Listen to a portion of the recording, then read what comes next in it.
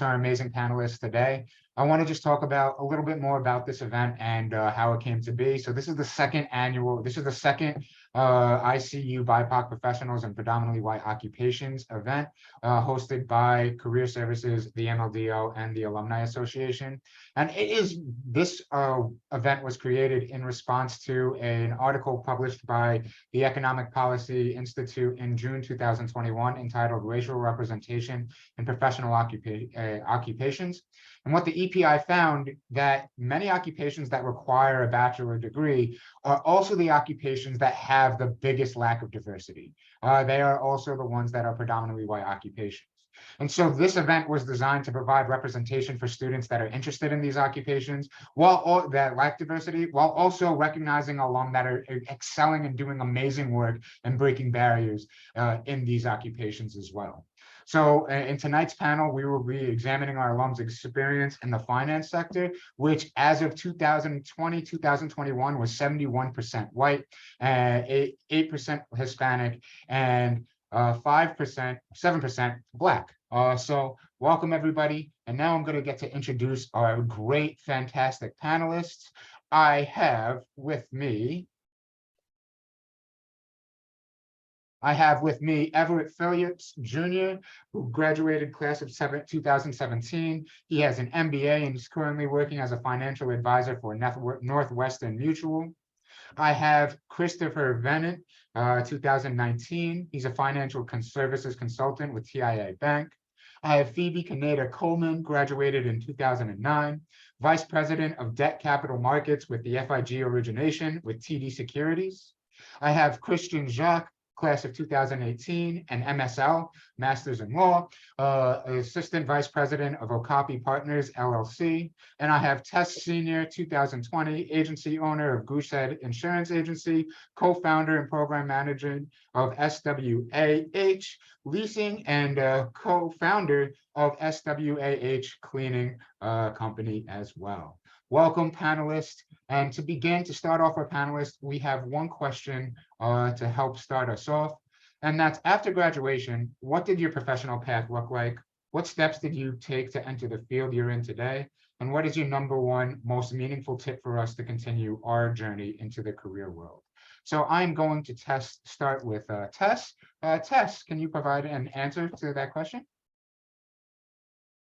I guess I'll be the guinea pig. I'll go first. Wow, that's honestly not a short answer. My path was, I would say, a whirlwind.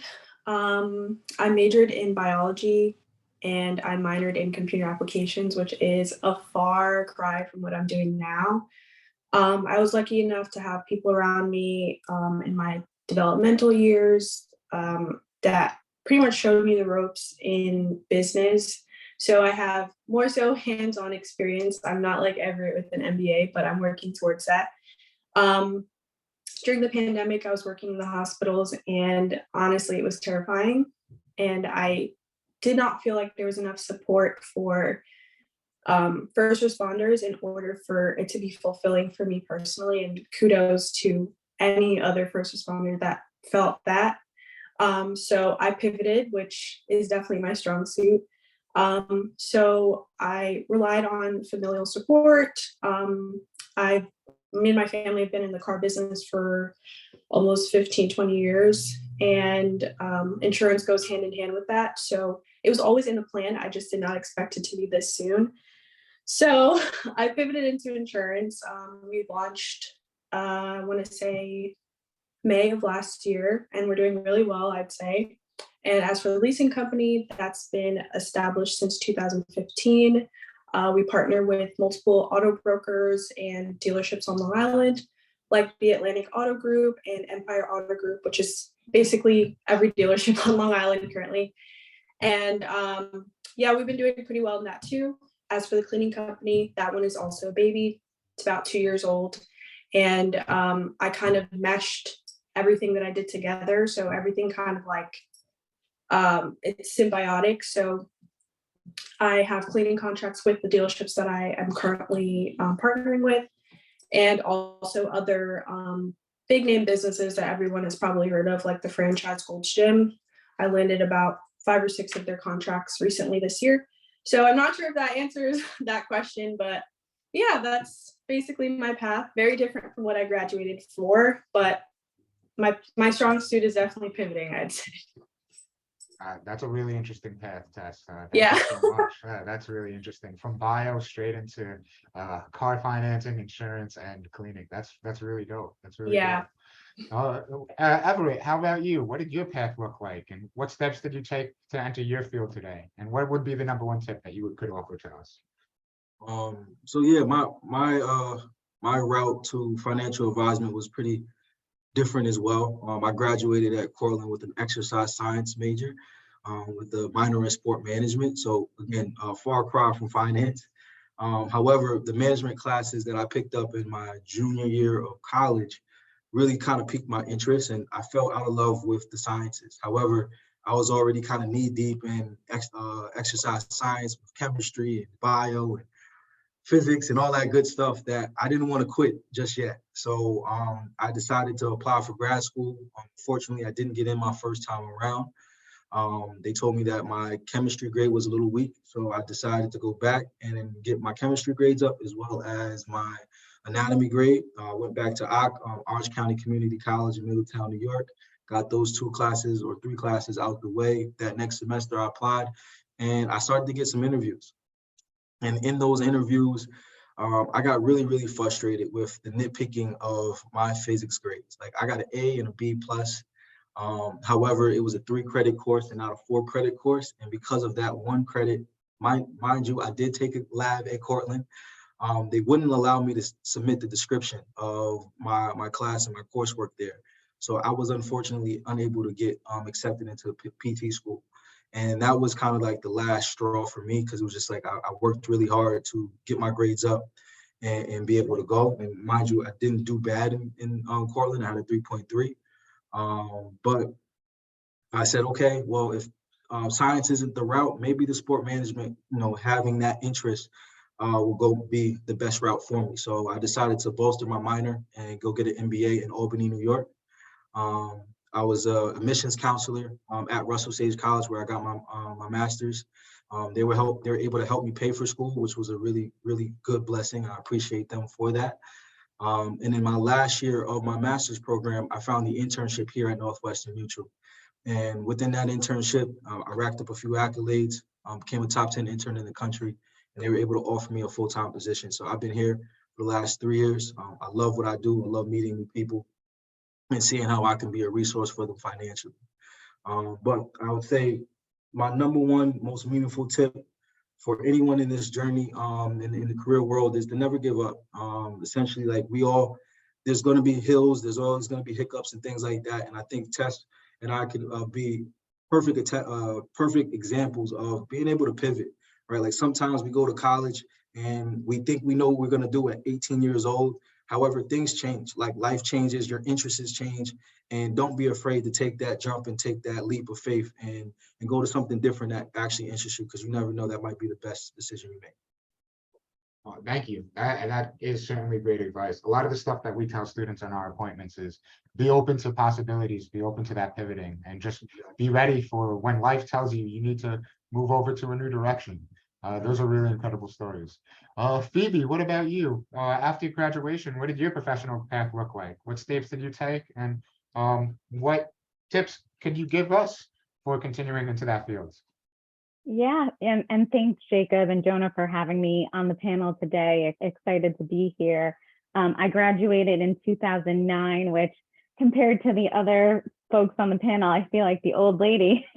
But at the time, there was a gentleman, Anthony Moon, who actually was the head of credit risk at, it was then called Bank of Tokyo, was later rebranded as MUFG after a few acquisitions. But I actually got hired as an intern in risk management right on our college campus at Cortland. So that was how I kind of propelled myself into the banking world. It was 2010 at the time, coming off the great financial crisis. So risk management was certainly front and center. It was a great experience. I worked there for about a year. After that, it was more of like a mid-office, back office role. After my internship, I was full-time, and then I realized I wanted to be in more of a front office, client-facing role, just in terms of my interests and the career path I had envisioned ahead of me. Making the jump within any organization from more of a back office to front office role is certainly can be challenging. I would say I was able to make the change by just putting myself out there, networking with others throughout the organization, and really not being afraid to apply. I think oftentimes that people, feel that they're underqualified, or, we went to SUNY Cortland. It's a fantastic school. We do compete with, folks on the street that went to, Ivy League colleges. So I think, coming from a state school, we have experienced, a great coursework there. I would not shy away from, reaching for the stars and going for those type of opportunities. And I spent 12 years at MUFG. Throughout my time there, I covered different industries from the loan capital markets desk, so covering tech, media, telecom, entertainment companies, as well as FIG, which stands for financial institutions. I would say the biggest piece of advice I would have is to network. I made the jump from MUFG to TD about 7 months ago.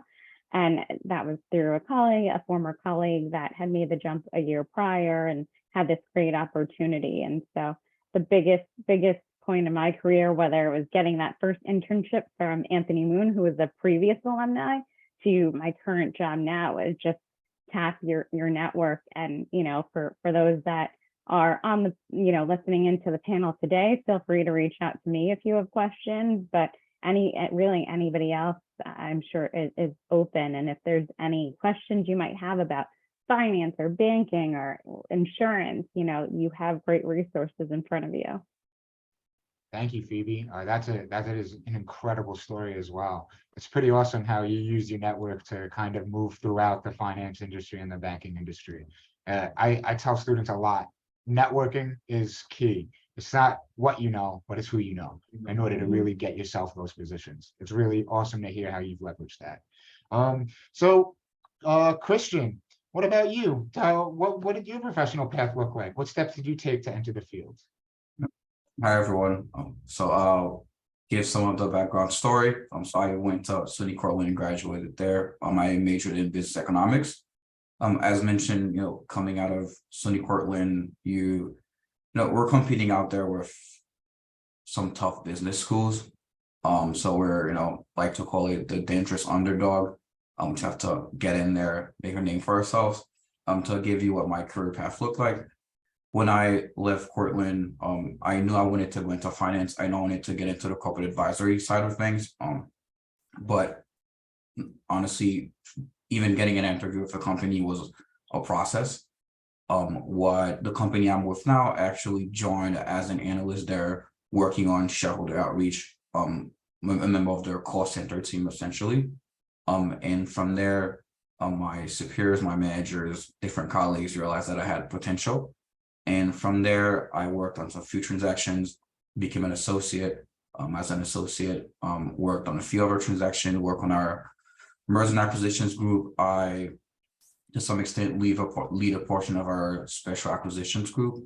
Now I'm an assistant vice president. Within my first 5 years at the firm, we've covered about $60 billion of acquisitions. So that keeps everyone really busy, but it also makes us really competitive. So now when we meet people and they're like, oh, where'd you go to school? I'd probably say SUNY Cortland. So for what we have achieved, that's the background story. In terms of what's my number one tip, I would say, it's important to know your worth but also not feel entitled. Because if you start looking at opportunities, thinking this is what I deserve, this is what I want, you might close some doors for yourself. But also knowing what you're willing to take in terms of culture, environment, obviously salary and such. But it's important to know where you want to go. So I'd say that would be my number one tip. Because if I followed what I wanted and what I read on Google right out of SUNY Cortland, I probably wouldn't be where I am now. So that's knowing what you want is an important part of it. And it's okay to not know at first. That's the best thing. I like that. And I like that note about being a dangerous underdog. Cortland is in a lot of different sectors, and we are definitely a dangerous underdog. You can never count out the public institution. And now I have another great panelist of last, but definitely not least, Chris. Thank you so much. After graduation, what did your path look like? What steps did you take? And what tips could you offer us? Jacob, what's going on? I see a lot of familiar faces. What's going on, Playboy? I see Christian. It's been a long time since I've seen a lot of people on the panel, so it's definitely refreshing. Wow, super humbled to be on this conference call, this panel, because I would say the journey out of Cortland was a journey. Like, it was probably more intense, and we're approaching the 4 years since I last graduated, and it was a journey. Very active on campus, very, very active on campus. And when transitioning out, took that same energy and put it in the marketplace and didn't get any interviews. Like what Christian had mentioned, it was very tough, right? Very tough to actually go ahead and make yourself valuable. You're competing against people you went to school at: Binghamton, Cornell, Syracuse.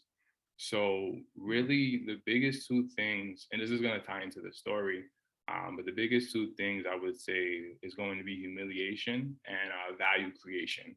Right. I think those are the two biggest things that I can share with anybody, and a big testament to my story. After graduation, took me about 7 months to get some of those same licenses, right? Series 7, Series 63, Series 66. And in that process, failed a couple times, right? I was working side jobs that were not ideal, right? And this was somebody, I had 3.0 GPA, RA, was doing very, very, very active on campus. But this is where that humility aspect came in. Took about 7 months to get some of my licenses, and then the peak of completing those certifications, the pandemic had hit, right? So I was starting my career in finance, cold calling, right? Millions of people and no one's picking up, right? And going back to what Tess had mentioned, pivoting was the biggest thing for me, right? Being able to, okay, this is not working. I had to learn. And pivot on the fly, right? So pivot out of finance periodically, got into real estate with family, been in great endeavors, have some rental properties, some Airbnbs going on in Florida, upstate area in Michigan as well. And they've been going good, but that came from pivoting literally out of finance during the pandemic, right? Trying to make something happen, and stayed in a state of how can I add value, right? Instead of how can I just make myself the best candidate for a job, is how can I continue to add value? So I would say the last 4 years has truly just been building skill sets, right? Sales, right? Negotiation, right? I'm currently at TIAA, working with a lot of retirement plans, and still running the side businesses as well. And that's pretty much the biggest thing that I can share with anybody, is being humble in your journey, knowing that, okay, even though you got a degree, doesn't mean anything. It doesn't. It means something, but you really have to go back into the roots of, okay, what value can you bring to any environment that you're working in, and start there, right? I was a financial advisor after I left direct sales for some time, and it was a great experience. But I realized that wasn't my direct go-to, right? I didn't have that sales passion that I used to, and I literally called up E. I'm like, E, bro, I need a financial advisor, bro. I'm personally good off being an advisor on my own for myself. Right? I called Everett. Everett got me right, and pivoted a little bit into a role in finance that was where I served my value a little bit more better, right? So I think humility and being able to continuously to add skill sets to your repertoire, and being able to add value to whatever room that you plan on being in, or that you're currently in now, and really leveraging it. Like really truly leveraging wherever you're at now, building that value to other people, and then that right opportunity always in time will come to you. So that's my story, like in what, a couple of minutes, 2 or 3 minutes. So Jacob, I'll pass it back to you. Awesome. Thank you so much. And all of those stories are really interesting. And those tips, networking, knowing your worth, value creation, pivoting, all of them are really incredibly important. Now I want to pivot a little bit because this is a panel about BIPOC alum. And so we have to talk about identity, right? So a question that I have for y'all is, how has your identity impacted your career, if at all, and how have you navigated that impact? Anyone can feel free to answer first.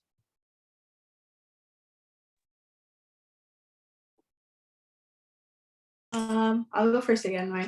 My microphone was off. Identity.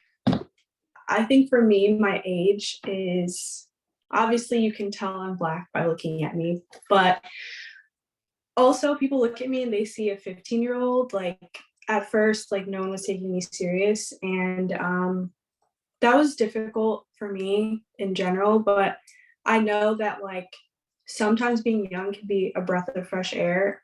I don't really like saying this, but I feel like a personality hire is what people are looking for now. And I always use my personality as my leverage because I know people are automatically not looking at me for my brain because of how young I am.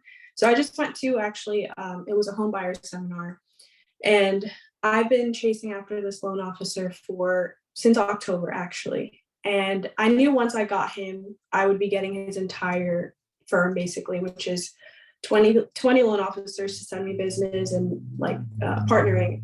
So I used, I'd say, my identity, being young, in order to get in with him basically. I was telling Gen Z jokes, as he likes to say it. I don't know, that's like the positive side. The negative side, I would say, I am young and I'm obviously a minority, I'm a woman, I'm an immigrant. Like people would look at it like there's so many things stacked against me, but it's obviously hard to say that to somebody that's going through a difficult situation when it comes to their identity. But I would try to use that as your benefit, if that makes sense. I don't know if that's answering the question, but yeah, that's my answer to that.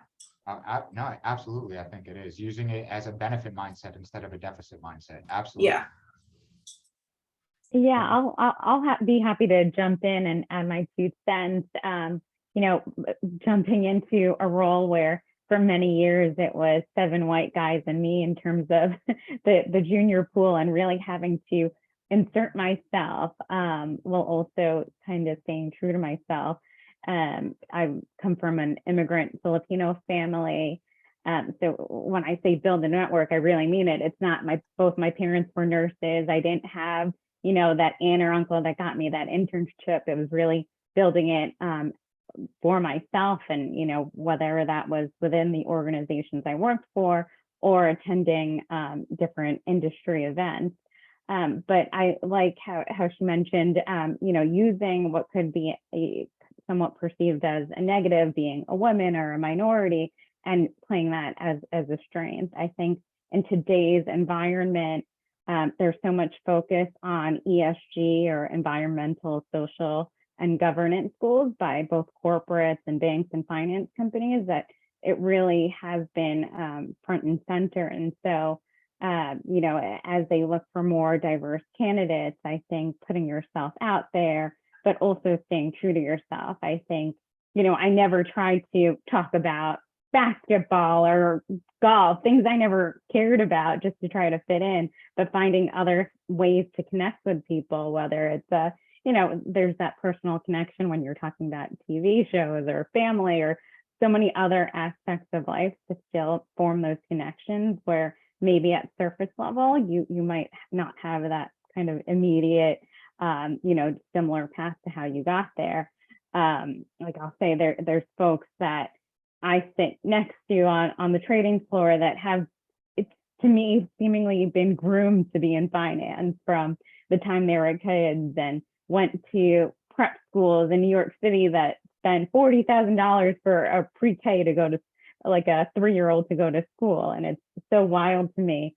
But, you know, sometimes that can even still at this age be intimidating. But you realize, look, we all got to the seat that you're in today. And so just taking that confidence with you and knowing you've earned your seat at the table and speaking up, I think it is very important.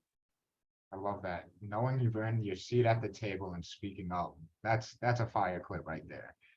What about Everett, Chris, or Christian? Do y'all have any feedback on how that your identity has impacted you and how you've navigated that? Yeah, for sure. I'll say one thing that I was pretty nervous about getting into the financial advisement was the lack of representation in this field and in this profession. I know looking at it, I believe in financial advisement, there's less than 3% that are Black, brown, and or a woman in this field. So that was just a little discouraging because it was like, why? Like, why is 97% of this profession adult white men at that? And when I saw that, I also thought of it as an opportunity that as Black and brown people today, just as minorities today, we are becoming the majority. Like I believe the statistics say in the next 10 years, we will be the majority. So that's an untapped market that I thought that this is possibly the perfect opportunity to get into a field like this and essentially catch these people as they're growing, as they're developing. And if I can develop those relationships and, like everybody's been saying, network with those people, I can also grow as well. I joined financial advisement January 24th, 2020, 3 months before the world ended, basically. And like Chris said, it was tough. It was really, really hard to be a financial advisor when everybody in the world is very, very scared about their finances right now. They're losing jobs, they're getting furloughed, 401ks, all that stuff was a big ordeal at that time. And I felt that, like, if I can be a face or a voice to the voiceless, that I can help them navigate this horrible time that everyone is going through. So I think that's how I've been able to, I guess, insert my identity, but also as well as just my vernacular, right? I'm a kid from New York City, from the Bronx. I do have, from what my clients have told me, the ones that's in other different states, like I do have a strong New York accent, but I've been able to utilize that to my advantage in terms of just being able to converse with people about just our cultural differences and how those can also still play a role in a financial plan and how we can collaborate together to get from point A to point B. So I think that's how I've been able to kind of navigate my identity as being a Black man from New York City and in financial advising. I love that. That's really getting to what Tess and Phoebe had mentioned of using it as an impact instead of a deficit, using it as a value added. What about you, Chris or Christian? Do y'all have anything else to add? Yeah, I definitely would say recreating yourself as many times as possible, but staying true to yourself. And it could be like a double-edged sword, but really one thing that I learned throughout these last 4 years has been over time there's development that needs to be that's needed. If you truly walk out of Cortland thinking that is all of that, the learning, the growing that you need to do, and it's done once you walk through the stage, you're playing yourself, because I felt like I've learned more about myself, grew, challenged old habits, challenged old thought process within the last 6 months, let alone the last 4 years, right? So I think that's a big one, always being able to recreate yourself, right? Highlighting the highs, identifying what weaknesses that you have, allowing, right? I like to call them like allowing blind spots like in your life, and having people keeping you accountable of, hey, this is not what you said you were doing, or this is not the lane that you promised yourself that you were working into, and adding those people in your life to continue to forge that identity of that person that you're looking to be, and allowing that time in that process. Super pivotal. Like Everett said, being in finance and literally being the only Black person in the office is intimidating. It may make you not want to be there, right? But that's not the end all be all, right? Again, as I mentioned before, allowing yourself to continue to grow is going to be the biggest thing, because there's always a room for you, and there's always people that are looking for you to be you to solve their problem, right? So it goes back to that value creation again, and really just understanding you need to go through certain things for other people to be able to relate to you, right? And if you don't let that time to actually go by and not change and not identifying and reflecting on the growth that's happening, right, it slows down how you handle business, right? So even in the space that I'm in now, I'm super laid back and like not necessarily passive, but it's a lot less eagerness when I do business now because there's been growth. I understand what people are comfortable with. So being able to add value and in the marketplace, making things happen and pushing things forward is a lot more easier because of the growth, because of the change, because of the reflection. I think that's the biggest thing. That's awesome. That's awesome. Changing yourself and continuing that growth. It happens well after college as well. Absolutely.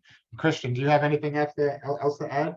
Yeah, I'll add that, something that I learned early on was that there is no denial that it's a different culture. I think thinking that, you would just fit in is just unrealistic. Unfortunately, that's just the world that we live in. There's, given that so many situations as a minority, there are added steps. Let's just call it that, right? There are several added steps, and it comes from, sometimes it's a systemic thing, right? Because when I'll give you an example. If you're at a company where, from my background, I'm Haitian, my parents, they don't watch every sport. We don't talk about golf when I go home. We don't talk about certain activities when I go home. And then you can come into the office and then everyone else starts mingling about stuff that, we would never be involved in. So they're just not focused on us. That's just part of the different culture. That's not what I do on Saturday mornings. So that another thing was understanding that that's a different culture and how I can, fit in. To give you an example, at some point I thought, maybe I should go out there and learn as much as I can about golf. And then I thought, no, but that's not me. When am I going to have to adjust on every single thing that I do in life?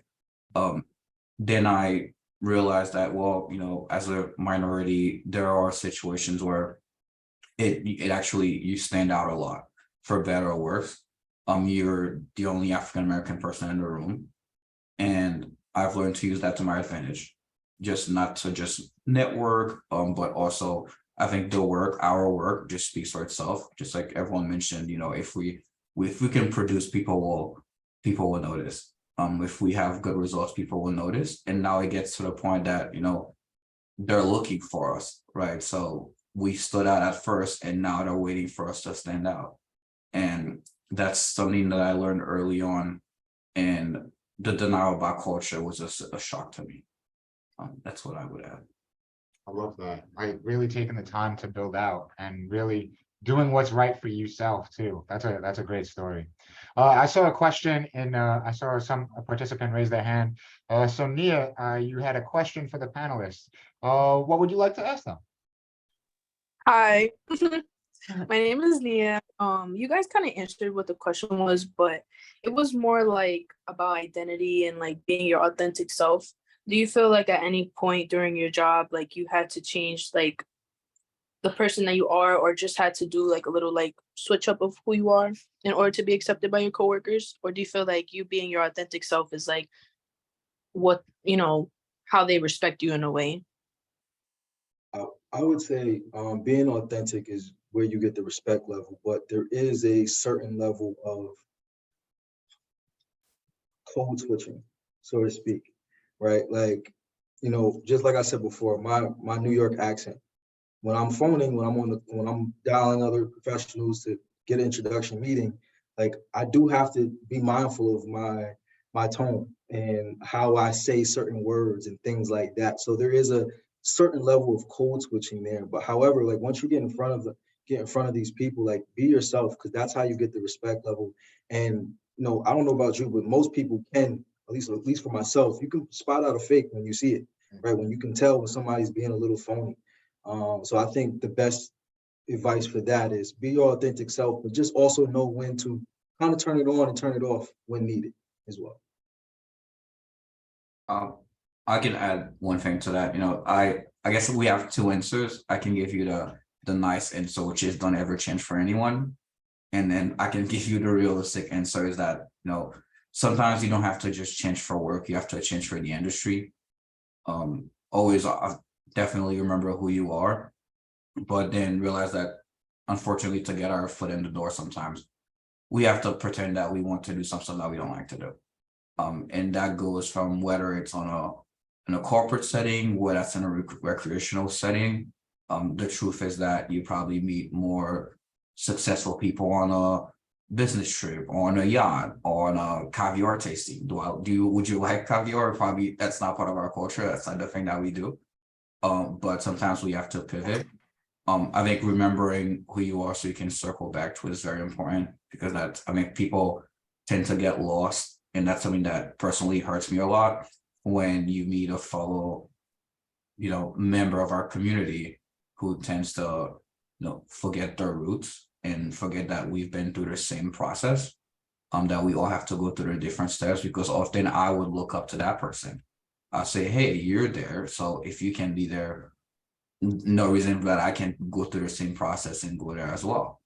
But then if you don't get the same feedback, then that's a sign that that person forgot who they were and where they actually came from.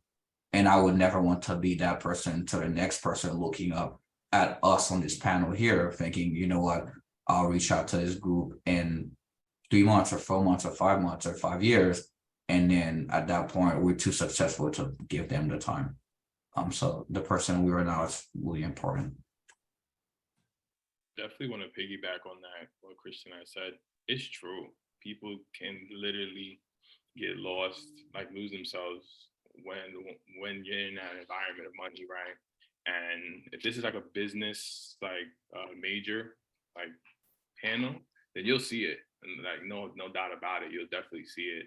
And it's very simple. I think even when I experience it here and there, in different environments, because you're going to be put in different environments, it's really just following your intuition, because you'll know, like people do a lot of different things, and whenever, especially they're trying to level up in different areas of business, you see it all. I think business is one of the places where you see it the most clearly that's happening. So just to be super transparent to all the people on the call, like that happens, and it's best to just follow your intuition.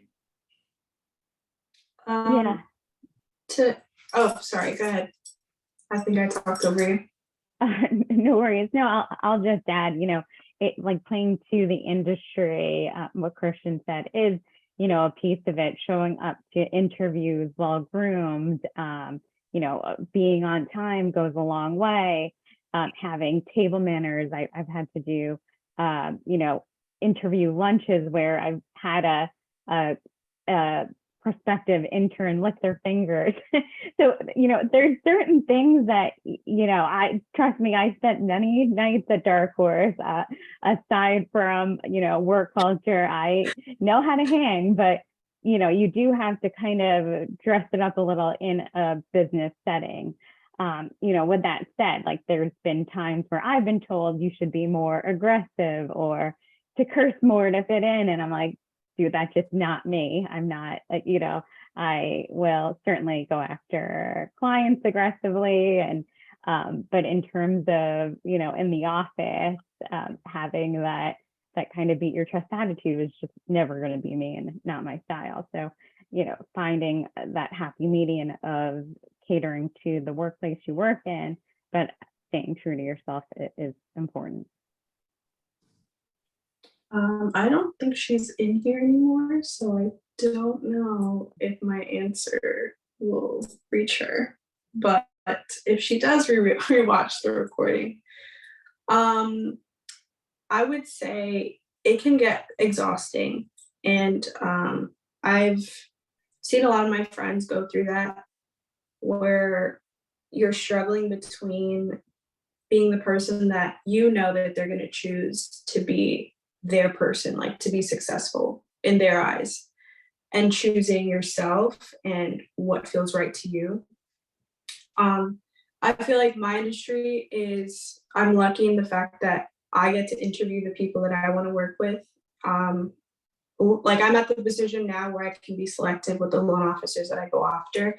So even the past networking event, it was me interviewing him. I wanted to see the type of people that he was around, how they talk about him, like his the way he treats the people that are underneath him, the way he would treat me, because he met me in person one time, and I know like when you meet like a loan officer or any type of person that you're going after at first, if they're already established, they're most likely going to be like, yeah, like we can work together, but it's not actually serious. So I would say,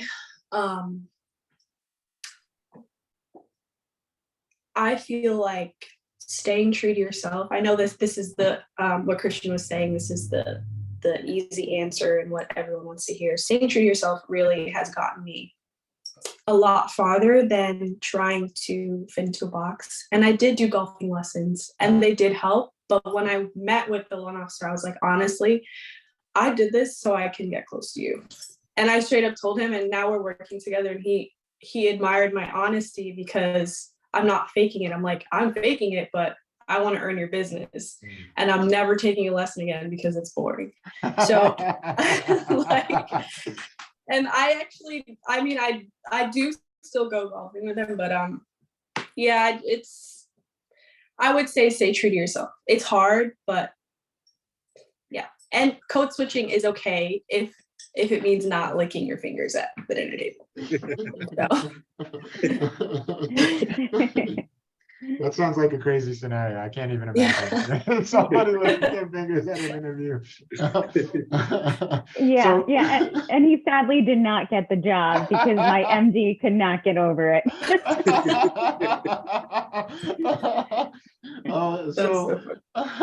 I do want to be cognizant of y'all time. And when we were reaching out and establishing this panel, we did say about an hour. So if you do have to jump off, I want to at least give you the chance to answer this one last question.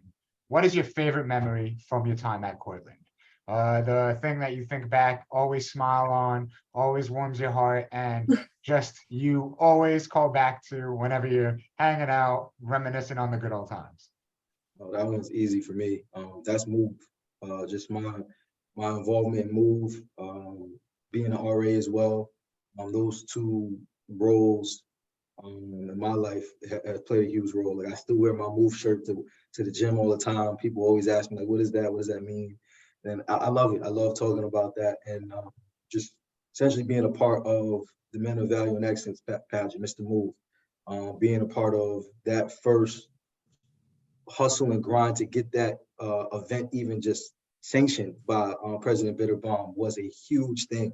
Like we had to go to so many different offices to try to get support to have it happen. And once we made it happen, like to see that I think it's on its 9th year this year coming up. So like just to see that, that's my favorite part of Cortland, to have that little piece of like, I helped do that. So that was really cool. So I love that. I love that. I can go next. I guess my answer is a little deep, so let's be ready. So over the years, I think, just considering this panel, my favorite memories of Cortland have changed. What I thought I liked before when I first graduated is not the same thing that I appreciate now. Oh. And then, considering this panel, Chris will find this funny, when I was in Cortland, Chris used to come up to me all the time and ask me to join stuff and do stuff. And I was always considered too busy and everything, but at that point, I never appreciated that as much. And now looking back, I start thinking, wow, that the fact that was available to someone like me at Cortland, that from MOVE to Chris's movement to everything else that's available to us, not that it's one moment, that's one of my favorite things about the school now, is knowing that those opportunities were out there, and that's something that can only be grateful for. Love that. Love that. It changes throughout the years. That's dope. It does, yeah. That hit. I'll go after Christian. You hit it on the nail with the changes after the year. I think a couple of weeks ago I was on Instagram scrolling and I seen Know Your Roots actually having their Afro essence. So for those who know me, I've been very involved on campus, RA with Everett. I think my second year in college, was involved with brought capitals back to campus, and also opened Male Minority Initiative back in the president's office, and then also Know Your Roots. And to see Know Your Roots still hosting its Afro essence, and the friends that I met on that e-board for Know Your Roots are to this day probably some of the closest people I talk to on a given Sunday, Saturday, whatever.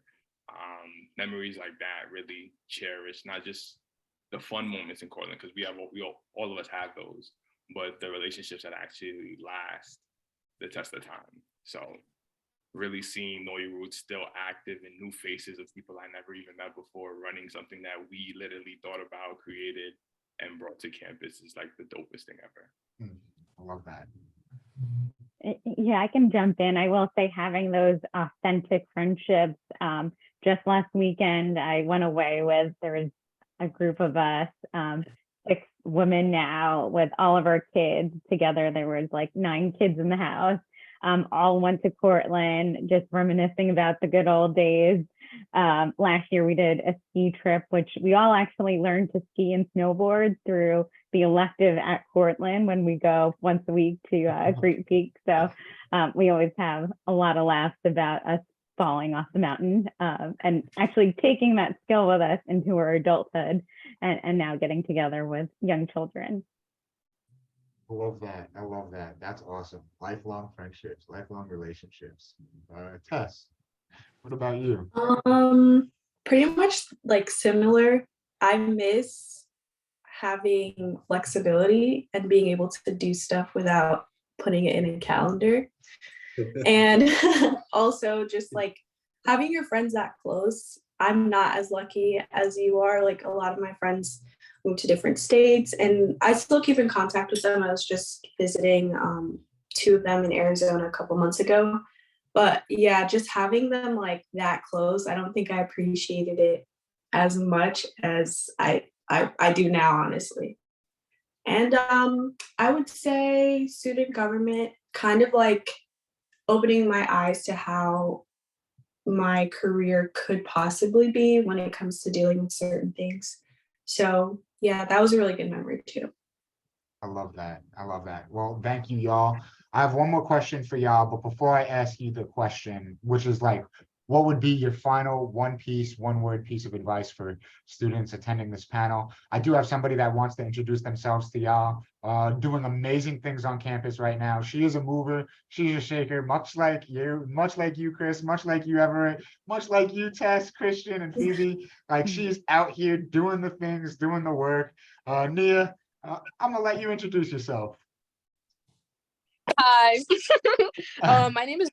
I just wanted to say thank you guys for being a part of this panel. I'm currently the president of Move. I've been the president for 2 years now. And I really hearing your stories, and to know that you guys were like a part of Move and like it made a really big impact on you. I appreciate it, because like it's definitely impacted me too over the past 2 years. Definitely humbled me. I'll tell you that. And just like being a part of being able to like lead other men in my club, as Jovan, he's on here somewhere. But being able to lead the men, being a woman of this club has really taught me and like humbled me to a long extent. So thank you. Thanks, Nia.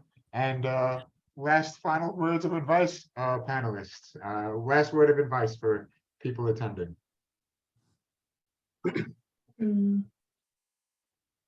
I would say just grind.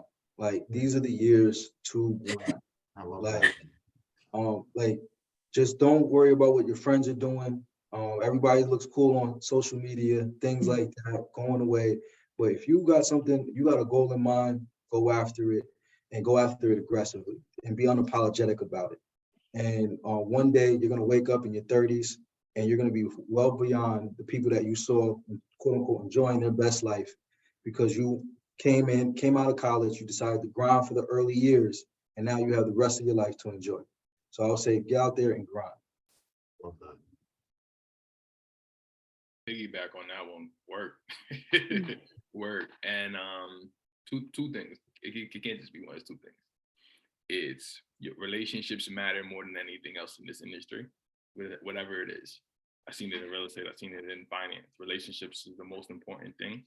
Don't forget that. And continue to outlearn you. Those would be the two things. Relationships matter and outlearn you. And you'll always, opportunities will always come your way. Yeah, me and my dad have these sayings. Always be learning.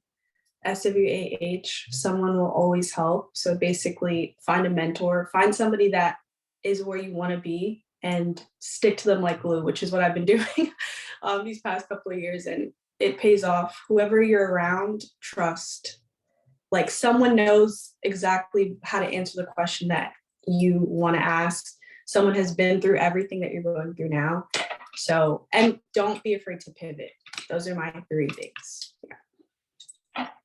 I've said it multiple times, but for me, it would be, definitely network, put yourself out there, and, feel free to reach out to me, anyone else on the panel, and continuous learning. I like that one as well.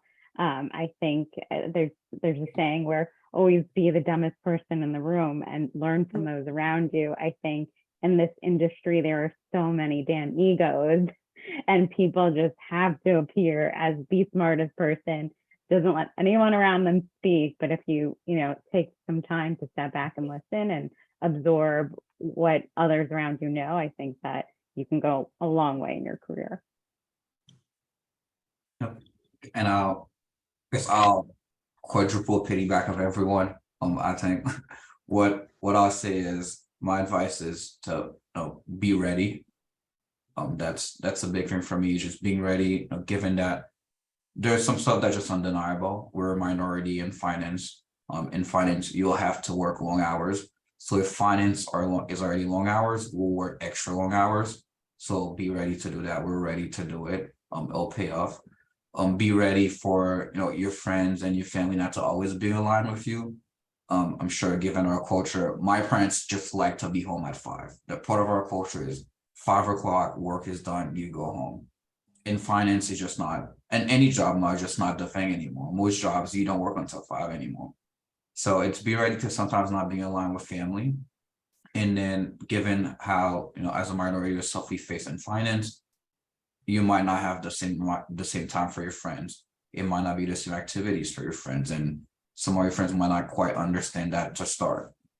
So just be ready to, you have to see where everyone's coming from, but don't let that discourage you. There's a quote that I think I heard it before. It's just one of those where you don't rise up to the opportunity, you revert to your training. So as long as you're ready to step up, you're ready to stand out. When it's time to show up, we'll show up for Cortland. I love that. And I have a quick comment from somebody in the audience. All right. Hey, y'all, just wanted to say how very proud I am of all of you today, and just your experiences.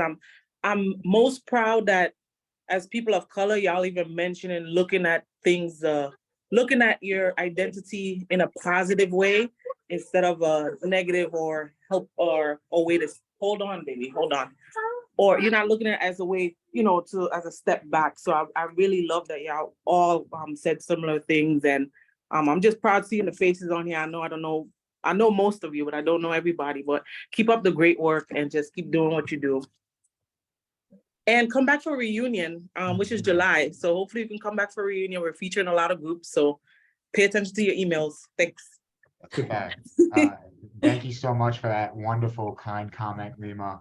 And I just want to say thank you all, Everett, Phoebe, Christian, Tess, and Chris. I am truly, genuinely appreciative of y'all time and sharing y'all knowledge with our students.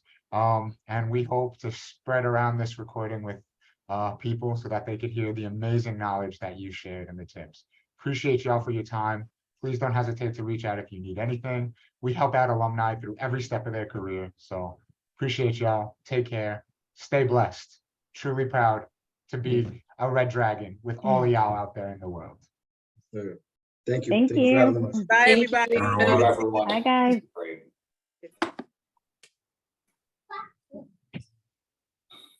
How do you read?